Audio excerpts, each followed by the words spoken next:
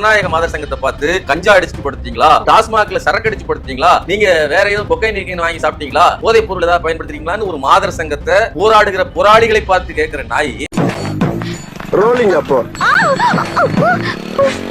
எவன்டா என் நான் தான். இப்ப என்ன பண்ண போற? ஏய் ஏய் ஏய்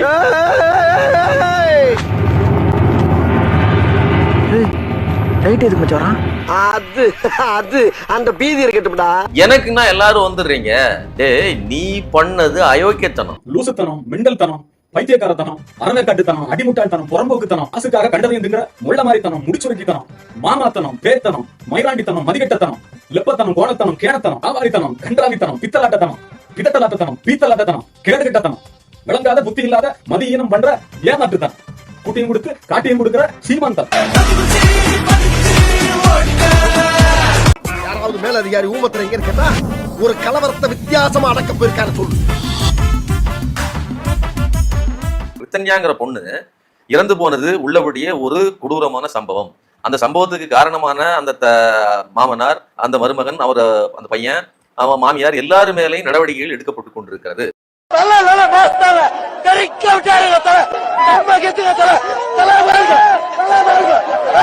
ரித்தன்யா தற்கொலை வழக்கில் ஏற்கனவே கணவர் கவின்குமார் மற்றும் மாமனார் ஈஸ்வரமூர்த்தி ஆகியோர் கைது செய்யப்பட்டுள்ளனர். இந்நிலையில் ரித்தன்யா தற்கொலை வழக்கில் அவரது மாமியார் சித்ரா தேவியை போலீசார் தற்போது கைது செய்திருக்கிறார்கள். ரித்தன்யான்னு ஒரு தங்க வரதட்சணை கொடுமை, பாலியல் துன்புறுத்தல்ல தற்கொலை பண்ணி சேர்த்திருக்காரு. வாழ வேண்டிய ஒரு மலர் ஒருத்தர் பேசல. என்ன நடவடிக்கை எடுத்திருக்க அரசு? என்ன நடவடிக்கை எடுத்திருக்க அரசு? அவனை சொல்லி நிறுத்துக்கலடா. அவன் நிறுத்துற லூசுக்கு மட்டும் வந்துட்டே நிறுத்துற அவனை. வைத்தியக்காரப்ப எதுக்குடா வரீங்களா? பெண்ணியவாதிகள் எங்க படுத்திருக்கிறீங்க? தேவைன்னா வாய் திறப்பிய, தேவையில்லைன்னா வாய் திறக்க மாட்டீங்க. மனித உரிமை ஆர்வலர்கள்லாம் எங்க?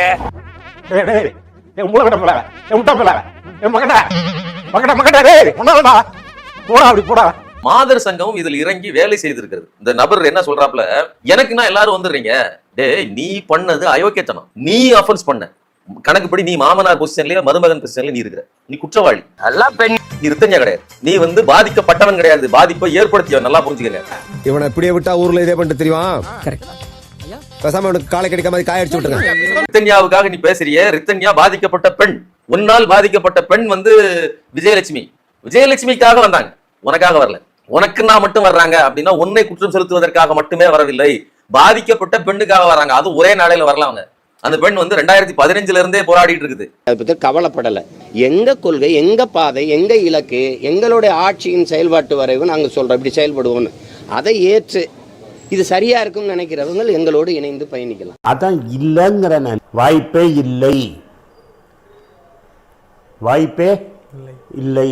2015 குதிச்சு போராட்டங்களே எதிர்வினைகளை ஆட்டினாங்களான்னு கிடையாது. இன்னும் சொல்வதாக இருந்தால், விஜயலட்சுமி விவகாரத்தில் ஜெயலலிதாவின் பாதுகாப்பு உனக்கு இருந்துச்சு, அதுக்கப்புறம் எடப்பாடியின் பாதுகாப்பு இருந்துச்சு. உங்களை நினைக்கும் போது என் கண்ணு கசங்குதுடா. உங்க ரெண்டு பேரும் எதுக்காக தெரியுமா பாடி கட்டா வச்சேன்? எப்ப பார்த்தாலும் ஏதாச்சும் ஒரு ரூட்ல எவனாச்சும் வந்து அண்ணன் ஒம்பளத்தை அடிச்சு போடுறான். அது நடக்க கூடாதுன்னு உங்களை வச்சிருக்கேன். அப்ப நான் என்ன கேட்கறேன்னா, இன்னைக்கு இவ்வளவு பெரிய வீரசூரன் மாதிரி வந்து பேசுறல, நீ ஒரு குற்றவாளி. உனக்கு எதிராக மாதர் சங்கம் வருது இல்லையா? இன்னைக்கு எப்படி இந்த ரித்தன்யாவின் மாமனார், கணவன், மாமியார் இவர்கள் மேல் நடவடிக்கை எடுக்கப்பட்டிருக்கிறதோ அப்படியே உன் மேல் நடவடிக்கை எடுக்கப்பட்டிருக்கணும். தப்பிச்சு எப்படியாவது ஓடிவிடு ராசா.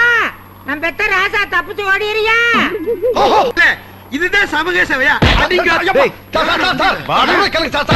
விசாரணைக்கு நீ என்ன பண்ற? இருக்கக்கூடிய உன்னுடைய பொலிட்டிக்கல் பவரை பயன்படுத்தி இருக்கக்கூடிய தம்பிகள், தம்பிமார்கள், தங்கச்சிகள் எல்லாம் கூப்பிட்டு மொத்தமா அங்க கூட்டு வர எங்க வளசரவாக்கம் போலீஸ் ஸ்டேஷனுக்கு உன்னை விசாரிப்பதற்கு. இப்ப நீங்க யோசிச்சு பாருங்க, குற்றவாளிகள் 3 பேரு. இவர்கள் எல்லாம் தன்னுடைய சொந்தக்காரர்கள், தன்னுடைய ஆதரவாளர்களை கூட்டிட்டு அவங்க விசாரணைக்கோ எதுக்கோ போனால் இந்த சமூகம் என்ன சொல்லும்? எதை வைத்து அவர்களை அடிக்கும்? அதைத்தான் உன்னை செஞ்சிருக்கணும். இனிமேல் இங்க நிக்க போறாரா சாமி? ஹலோ மிஸ்டர் சதாம் ஹுசேன், இல்லங்க. சதாம் ஹுசேனா எவன் சொன்னா? எங்க ஆத்தாருக்கு பேரை வைக்கல போப்பா. அந்த வீட்டு பெண் உங்க வீட்டுல பெண் இல்லையா? உங்களுக்கு உடன் பிறந்தவர் இல்லையா? உன்னை பெற்றவள் தாய் இல்லையா? பெண் இல்லையா? அவள் என்ன மனநிலை இருந்தாலும் அவள் தெரிஞ்சிருச்சு. எத்தனை பெண்கள் இப்படி வீட்டுக்குள்ள வதங்கி வாடி வெளியில சொல்ல முடியாம தவிச்சு போய் நிக்கிறாங்க. இதுக்கு என்ன நடவடிக்கை எடுத்திருக்கு அரசு? என்ன நடவடிக்கை எடுத்திருக்கு? எனக்கு புரியலைங்க. ஆக்சுவலா புரியாம தான் கேக்குறேன். நான் பார்த்து கடைசியில கொஞ்ச நாள் விசித்திரமா இருந்துச்சு, கொஞ்ச நாள் ஆச்சரியமா இருந்துச்சு, கொஞ்ச நாள் பைத்தியம் முடிச்சிச்சு, இப்போ சீன் ஆயிடுச்சு. அதுக்காக பேசிய மாதர் சங்கங்கள், மகளிர் அமைப்புகள், மனித உரிமை ஆர்வலர்கள், முற்போக்கு சிந்தனையாளர்கள், எழுத்தாளர்கள், பெண்ணியவாதிகள்லாம் எங்கவே படுத்திருக்கிறீங்க? கொக்கைன் கஞ்சாதும் போட்டு படுத்திட்டீங்களா என்ன? இல்ல டாஸ்மார்க்ல சரக்கு வாங்கி அடிச்சு படுத்திட்டீங்களா? என்ன உங்க பிரச்சனை? தேவைன்னா வாய் திறப்பிய, தேவையில்லைன்னா வாய் திறக்க மாட்டீங்க. மனித உரிமை ஆர்வலர்கள்லாம் எங்க? ரித்தன்யா இறந்தது ஜூன் 28 3 நாள் இடைவெளியிலேயே ஜனநாயக மாதர் சங்கம் நேரா போய் அவர்கள் வீட்டில் யார் பாதிக்கப்பட்ட ரித்தன்யாவின் குடும்பத்தினரை சந்தித்து அவர்களுக்கு ஆறுதல் தெரிவித்தனர். நாங்கள் உங்களுக்காக இருக்கிறோம், உங்களுக்காக லீகல் ப்ரொசீடிங்ஸ் எல்லாம் நாங்க பாத்துக்கிறோம், நாங்க இருந்து உங்களுக்கு வேலை செய்கிறோம் அப்படின்னு சொல்லி பாதிக்கப்பட்ட பெண்ணின் வீட்டில் என்று குரல் கொடுத்திருக்காங்க. அது மட்டும் இல்லாம இதற்கு எதிராக நாங்கள் போராட்டம் நடத்துவோம் அப்படின்னு சொல்லி அங்கேயே நின்று இது பிரஸ் மீட் கொடுத்திருக்காங்க. சோ இதெல்லாம் ஜனநாயக மாதர் சங்கம் தன்னுடைய கடமையை ஆற்றி இருக்கிறது. எங்க போச்சு நீ கேள்வி கேட்டல? நான் என்ன கேள்வி கேட்கிறேன், இறந்தது ஜூன் 28, நீ பேசியது ஜூலை 15, 15 + 2 17 நாள்கள் நீ என்ன பண்ணிட்டு இருந்த?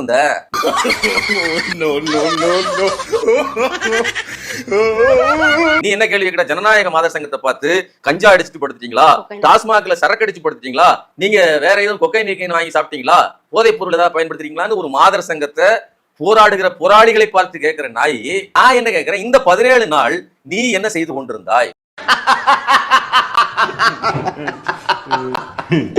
நீ யாரோட இருந்த? அவன் கேள்வி கேட்கறான் இல்லையாங்க, அதான் கேட்கிறேன். நீ 2008 வாக்குல விஜயோட இருந்த, அதுக்கப்புறம் பல பேரோட இருந்த எல்லா தகவல்களும் இருக்குது, சரிங்களா? இப்ப இடைப்பட்ட இந்த 17 நாள் நீ யாரோட இருந்த? கௌரவம்னு என் கௌரவத்தையே ஆரம்பிச்சிட்டீங்களா? இது செக்அப் பண்ணணுங்க. நீ 17 நாளா எந்த நிலையில இருந்தன்னு சொல்லி உனக்கு டெஸ்ட் எடுக்கணும். இது என்னுடைய சந்தேகம். நீ கஞ்சா பயன்படுத்தினியா, வேற ஏதாவது போதைப் பொருள் பயன்படுத்தினியா?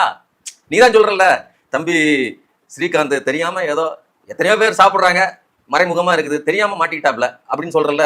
அப்ப எத்தனையோ பேர்ல நீ எத்தனாவது ஆளு நான் கேள்வி கேட்போம்ல? பாடா அண்ணா குமாரு, அது அவ்வளவுதான், டைம் முடிஞ்சது, வா. இப்போ மாதர் சங்க தோழர்களும் என்ன சொல்றாங்க அப்படின்னா, இல்ல இவர் மீதே வரதட்சணை வழக்கு போடப்பட்டிருக்கும். ஏன்னா இவரே கயல்விழி அவர்களை நீ ஏன் வீட்டுல இருந்து இவ்வளவு நிலம் வாங்கிட்டு வரல, நீ எனக்கு வாங்கி கொடுத்திருந்தா எனக்கு அது பயனுள்ளதா இருந்திருக்குமே, இவரே பேசியிருக்காரு. பெண்ணியவாதிகள்லாம் எங்கவே படுத்திருக்கிறீங்க? ஏய் வாய முன்னேந்து போட, எதாசியமா பேசிட்டு போற. நீ கிடக்கிற கொள்ளையில இது மட்டும் தான் கிடைச்சால, உலகத்துல எத்தனையோ பெண்கள் இருக்காங்க அப்படின்னு சொல்லும் போதே 10 பெண்கள் பக்கத்துல இருக்காங்க. நீங்க அப்ப என்ன வேலை பாக்குறீங்க மேடம் அப்படின்னு நம்ம கேட்கணும். டேய் இப்ப நீ சப்பே ஆயிட்டடா, அப்ப என்னடா சவுடால் விடுற? நிதி எவ்வளவு வந்திருக்குன்னு சொல்லி மீட்டரே காட்டுது. டார்கெட் அச்சீவ் பண்ணி திரள் நிதி சம்பாதிச்சிட்டு இருக்கீங்க. அந்த பணம் வந்தா போதும், நீ யாரு கூட இருந்தாலும் பரவாயில்லன்னு நினைக்கக்கூடிய ஒரு குடும்ப துணைவி, அதுதான் உனக்கு கிடைச்சதா? இங்க எவ்வளவு இருக்கு அப்படின்னு சொல்றதே எவ்வளவு பெரிய ஒரு மோசமான பேச்சு இது. உன் நாக்குல சனி, நீ சும்மா இருந்தாலும் உன் நாக்கு சும்மா இருக்காது, உன் நாக்கு சும்மா இருந்தாலும் உன் கை சும்மா இருக்காது, உன் கையும் வாயும் சும்மா இருந்தாலும் உன் 7 நாட்டு சனி சும்மா விடாது. அப்ப இவர்கள் எல்லோருமே ஒரு கூட்டு களவாணிகள் தான். இவர்கள் ஒரு திட்டமிட்ட கிரிமினல் குரூப். இது ஏதோ தனியா ஒண்ணுலாம் கிடையாது, மொத்தமா ஒரு கிரிமினல் குரூப்.